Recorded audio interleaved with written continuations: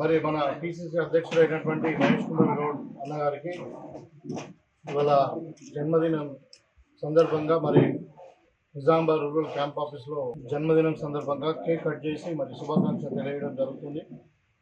మరి ఈ సందర్భంగా కాంగ్రెస్ పార్టీలో ఎన్ఎస్సిఐ ఆర్గనైజేషన్ నుండి అంచెలంచెలుగా ఎదిగి మరి వాళ్ళ రాష్ట్ర పార్టీ పగ్గాలు చేపట్టినటువంటి మహేష్ కుమార్ గౌడ్ అన్నగారికి మరి ఆయన యొక్క అంకిత భావము, ఆయన యొక్క హార్డ్ వర్క్ చేయడం వల్లనే, మరి డెడికేటెడ్గా వర్క్ చేయడం వల్లనే ఈ స్థానంలో ఉన్నారు.